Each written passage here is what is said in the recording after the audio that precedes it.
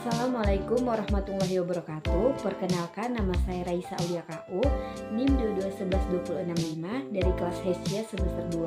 Baiklah, di sini saya akan memenuhi tugas mata kuliah Etika Bisnis Islam. Sebelum lebih lanjut, dalam tugas presentasi saya kali ini, di sini topik pembahasan saya tentang dua materi sekaligus, atau tugas presentasi saya kali ini dengan memaparkan dua materi sekaligus.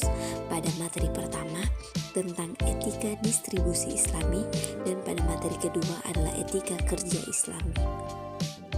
Langsung saja kita masuk pada pemaparan materi pertama adalah etika distribusi Islami. Nah, yang jadi pertanyaan, etika ini apa sih? Baik, saya jelaskan, etika merupakan sikap atau perilaku moral manusia, sedangkan distribusi merupakan kegiatan penyampaian produk sampai ke tangan si pemakai atau konsumen.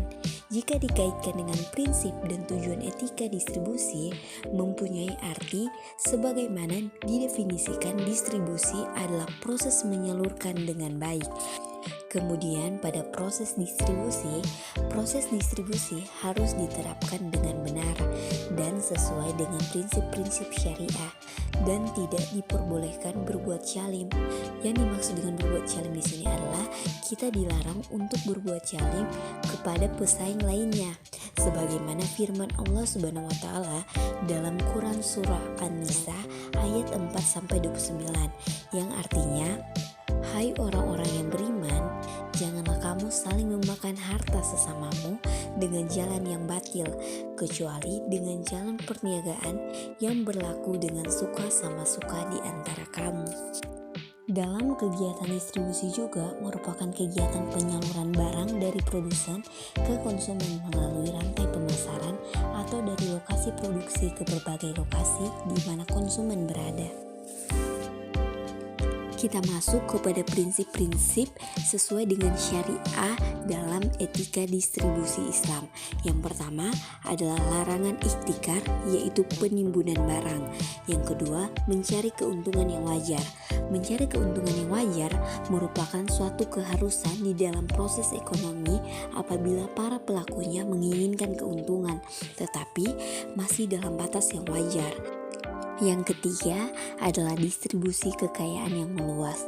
Seperti yang kita tahu, Islam mengajarkan agar harta tidak menumpuk pada golongan tertentu di masyarakat dan mendorong terciptanya pemerataan dengan tidak berpihak pada satu kelompok atau golongan tertentu, sehingga proses distribusi dapat berjalan dengan adil.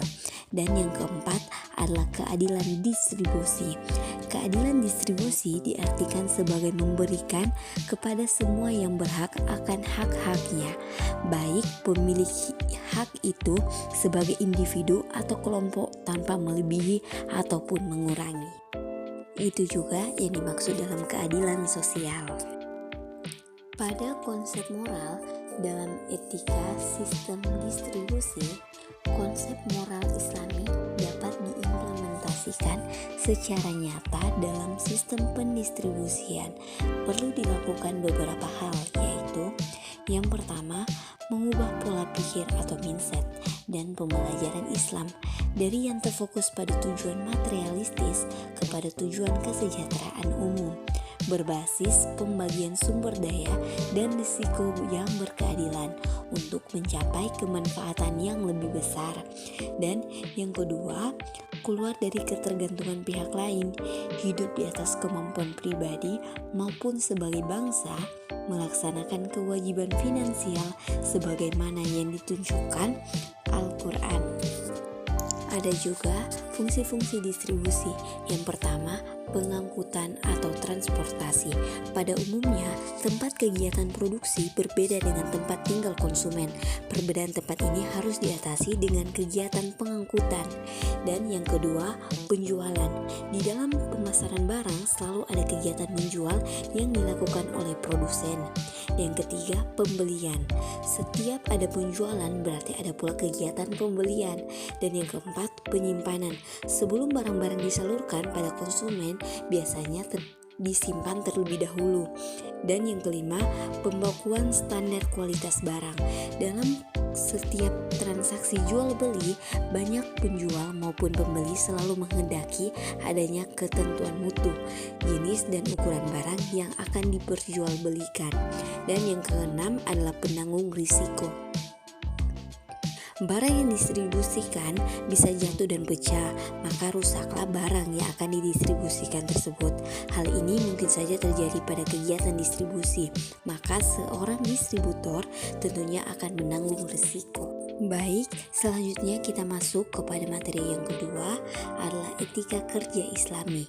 Etos kerja Islami adalah karakter atau kebiasaan manusia dalam bekerja yang bersumber pada keyakinan atau akidah Islam dan didasarkan pada Al-Quran dan Sunnah. Manusia bekerja bukan hanya motif mencari kehidupan dunia, tetapi bekerja merupakan perintah agama. Nah, berbicara tentang etos kerja Islam, ada juga ciri-ciri orang yang mempunyai etika kerja sesuai dengan syariat Muslim adalah mempunyai dan menghayati etos kerja akan tampak dalam sikap dan tingkah lakunya yang dilandaskan pada suatu keyakinan yang sangat mendalam bahwa bekerja itu merupakan bentuk ibadah, suatu panggilan dan perintah Allah yang akan memuliakan dirinya, memanusiakan dirinya sebagai bagian dari manusia pilihan. Di antara ciri-cirinya adalah yang pertama, memiliki jiwa kepemimpinan atau leadership. Yang kedua, selalu berhitung dan ada juga menghargai waktu, tidak puas berbuat baik. Yang dimaksud sini adalah dia tidak pernah merasa puas berbuat kebaikan.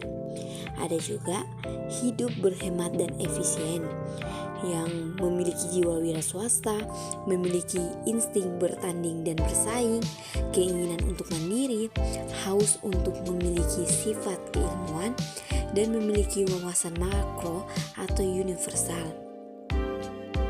Memperhatikan kesehatan dan gizi, pantang menyerah, berorientasi pada produktivitas, dan yang terakhir adalah memperkaya jaringan silaturahmi. Dalam etos kerja Islam itu sendiri berasal dari Al-Quran dan hadis Nabi Muhammad SAW yang mengajarkan bahwa dengan bekerja keras yang disebabkan karena telah berbuat dosa akan diampuni oleh Allah Subhanahu wa Ta'ala, dan tidak ada makanan yang lebih baik dibandingkan apa yang dimakan dari hasil jerih payahnya atau kerja kerasnya. Etos kerja Islami memberikan pandangannya, dedikasinya yang tinggi dalam bekerja keras sebagai sebuah kewajiban yang wajib. Usaha yang cukup haruslah menjadi bagian dari kerja yang dilakukan oleh seseorang yang terlibat sebagai kewajiban individu yang cakap. Dan pada bagian terakhir tentang menciptakan etos kerja Islami. Menurut Lut yang dikutip Jusmaliani, untuk menciptakan etos kerja uang Islami, maka perlu ditemukan hal-hal sebagai berikut. Yang pertama, niat ikhlas karena Allah Subhanahu wa Ta'ala, semata-mata bahwa perbuatan manusia akan diperhitungkan sesuai dengan niatnya. Niat ikhlas akan menyadarkan bahwa Allah Subhanahu wa Ta'ala sedang memantau kerja kita dan segala yang diperoleh wajib disyukuri. Yang kedua adalah kerja keras. Kerja dengan sungguh-sungguh, sepenuh hati, jujur, dan mencari kerja yang halal dengan cara-cara yang halal pula. Orang yang bekerja keras dikelompokkan sebagai muzahid di jalan Allah. Dan yang terakhir adalah memiliki cita-cita tinggi. Islam mengajarkan agar hidup selalu mempunyai arah tujuan dan ditanamkan bahwa keinginan itu wajib diwujudkan dengan dorongan jihad. Jihad dalam kaitannya dengan bekerja, berikhtiar, atau mewujudkan cita-cita.